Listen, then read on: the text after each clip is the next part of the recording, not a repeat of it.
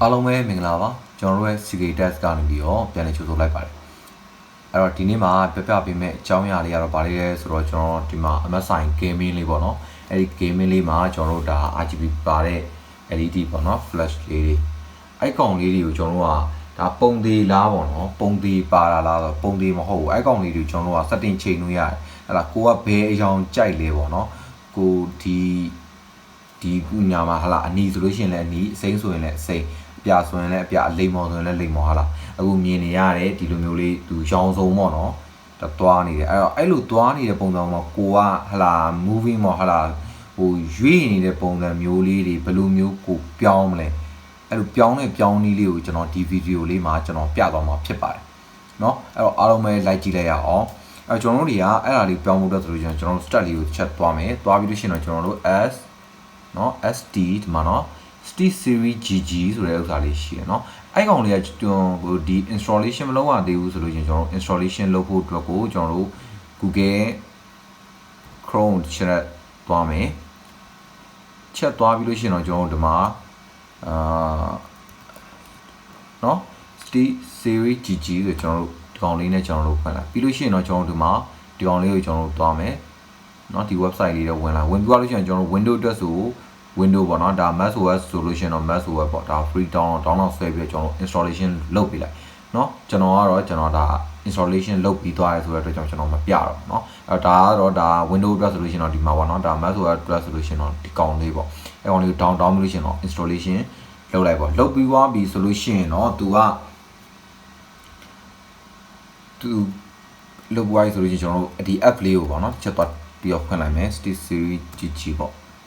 เนาะဒီကောင်လေးကျွန်တော်တို့ချက်ဖွင့်လိုက်မယ် okay ဒါဆိုရင်တော့ဒီမှာဒီလိုမျိုးလေးကြာလာပြီတော့เนาะမိတ်ဆွေတို့ဒီမှာကတော့ဒီမှာဒီ account သူတောင်းလိုက်မယ်เนาะ account တောင်းလို့ရှိရင်ကိုကဒီဟို member အနေနဲ့ပဲကိုကဝင်ရမှာပေါ့เนาะ member အနေနဲ့ပဲကိုကဟိုဆက်သွားဟို account တွေပါလေလုပ်เสียအောင်မလိုဘူးเนาะ account တွေပါလေလုပ်နေကြလည်းမလိုဘူးပေါ့เนาะလုပ်နေကြမလို့တော့ကျွန်တော်တို့ဒီအဆင့်လေးကိုကျွန်တော်တို့ရောက်လာလိမ့်မယ်เนาะရောက်လာလေးလို့ရှိရင် member အနေနဲ့ပဲကျွန်တော်တို့သွားမယ်ဘာမှ account တွေပါကျွန်တော်တို့ထည့်ကြမလို့เนาะGmail တွေပါလေသွားထည့်ကြမလို့ဒီတိုင်းပဲကျွန်တော်တို့သွားမယ် skip နဲ့ပဲသွားလာပြီးရင်ကျွန်တော်တို့ဒီနေရာရောက်လာပြီဆိုကျွန်တော်တို့ engine ဆိုတဲ့ဥစ္စာလေးကိုကျွန်တော်တို့ချက်သွားမယ်เนาะ engine ဆိုတဲ့နေရာမှာဒီမှာ MSI 3 zone နဲ့ RGB keyboard ဆိုတဲ့အကောင်လေးကျွန်တော်တို့ချက်ဖွင့်လိုက်မယ်เนาะတစ်ချက်ဖွင့်လိုက်မယ်ဆို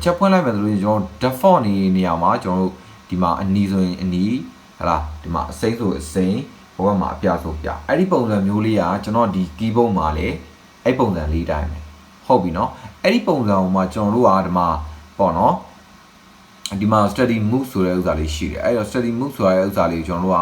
gaming moves လေးကျွန်တော်တို့ပြောင်းလိုက်เนาะ gaming moves လေးပြောင်းလိုက်လို့ရှိရင်ဒီဘက်မှာဘာမှဥစ္စာဖြစ်တော့ဘူးဒီမှာအနီလေးဖြစ်သွားတယ်အဲ့ကောင်လေးကိုကျွန်တော်တို့ကတစ်ချက်စိတ်ကျင်တယ်ဆိုလို့ရှိရင်တော့တစ်ချက်စိတ်လိုက်လို့ရှိရင် keyboard မှာလည်းကျွန်တော်တို့ကမီးလေးတွေလုံးဝပျောက်သွားမှာကိုကျွန်တော်တို့တွေ့ရဟုတ်ပြီเนาะအဲ့တော့ဒါကကြောင့်သူက default ပါတဲ့နေထားပါเนาะဒီနေရာမှာကျွန်တော်တို့ကbreathing move ဆိုတာကျွန်တော်တို့အသက်ရှူရဲဥစ္စာရှူလိုက်အဲ့ပုံစံမျိုးလေးပါเนาะအဲ့ပုံစံမျိုးလေးကိုကြာတော့ကျွန်တော်ဘယ်လိုပုံစံမျိုးလေးလဲဆိုချက်ပြပါเนาะအဲ့ကောင်လေးကိုကျွန်တော်ချက်ရွေးပြီးရင်တော့ကျွန်တော် save မှတ်လိုက်လို့ရှိရင် keyboard လေးမှာဘယ်လိုပုံစံလေးကျွန်တော်တို့ပြောင်းသွားရမီးလေးကိုလာလိုက်မိတ်လိုက်လာလိုက်မိတ်လိုက်နဲ့เนาะအဲ့ဒီပုံစံမျိုးလေးကျွန်တော်တို့ပြောင်းသွားဟုတ်ပြီเนาะအဲ့တော့ဟုတ်ပြီအဲ့ကောင်လေးကိုတက်ထောင်အဲ့တော့ကျွန်တော်တို့ဒီဘက်မှာဒီကောင်လေးဆိုလို့ရှိရင်တော့ဒီဘက်မှာကျွန်တော်တို့ weight move လည်းရှိရเนาะ weight move ဆိုလို့ရှိရင်တော့သူက line ပုံစံမျိုးလေးပေါ့ဒါဆိုလို့ရှိရင်တော့ဖြည်းဖြည်းချင်းနဲ့သူ color လေးတွေသူပြောင်းသွားတယ်เนาะဒီပုံစံမျိုးလေးချက်ပြောင်းသွားတယ်ပြီးရင်ချက်ပိတ်သွားတယ်ပြီးရင်ဖြည်းဖြည်းနဲ့သွားတယ်เนาะအဲ့ဒီနေရာမှာဒါကတော့ default 1လေးပဲရှိသေးရเนาะ default 1မှာသူကစားလို့ရတဲ့ဥစ္စာ default 2ကိုကျွန်တော်တို့တစ်ချက်ကြည့်အောင် default 2ထဲမှာဆိုဘာတွေပါမလဲဆိုလို့ရှိရင်ကျွန်တော်တို့ဒီမှာဒါဟို automatic ပေါ့เนาะ color သူပြောင်းသွားတယ်ပုံစံမျိုးလေးတွေဒီမှာတွေ့နေရပါပဲเนาะတွေ့နေရအကုန်လုံးသူ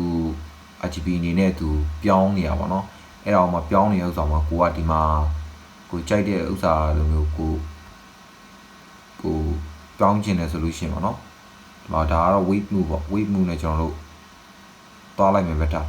ဆိုလို့ရှိရင် save နဲ့ဒီပါသူ line လိုမျိုးလေးပုံစံမျိုးလေးပြန်ပေါ်သွားလိမ့်မယ်ဟုတ်ပြီเนาะ ဒီနေရာမှာဒါကတော့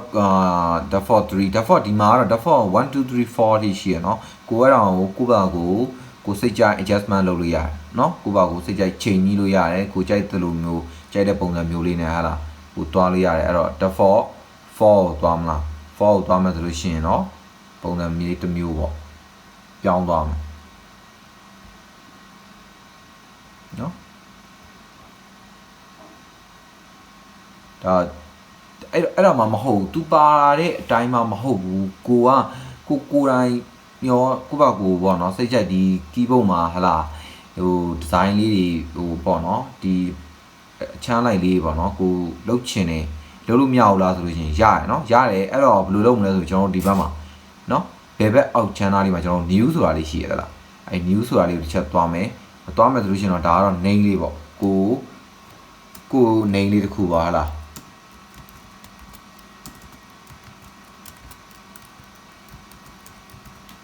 ကျွန်တော် CK test ပေါ့နော် CK test ကျွန်တော် save နဲ့တွားလိုက် save နဲ့တွားလို့ရှိရင်ကျွန်တော်ဒီမှာအောက်မှာပြထားရသလားနီချမ်းစိမ့်ချမ်းအပြာချမ်းဆိုတဲ့ပုံစံမျိုးလေးနဲ့သူပြထားတယ်ဟုတ်ပြီနော်အဲ့ညမှာကိုကဘယ်လိုမျိုးလေးတွားပြောင်းနေလဲဒီနီချမ်းနေရာလေးမှာကိုရဲ့ရောင်လေးကိုကိုကဒီနားလေးမှာဒီလိုမျိုးလေးပြောင်းမလား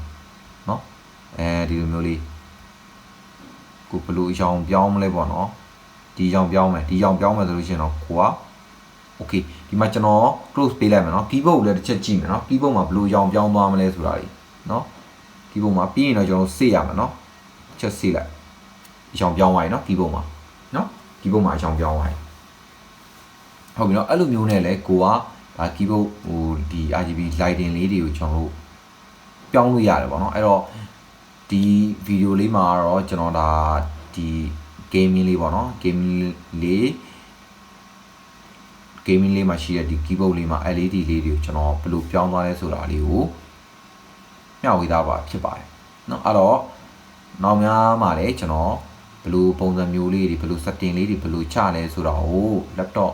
စုံပေါ့เนาะ laptop တွေမှာလည်းကျွန်တော်ပြပြသွားပါအောင်เนาะအဲ့တော့ဒီသင်ခန်းစာလေးကတော့ဒီလောက်ပါပဲခင်ဗျာအားလုံးကိုကျေးဇူးအများကြီးတင်ပါတယ်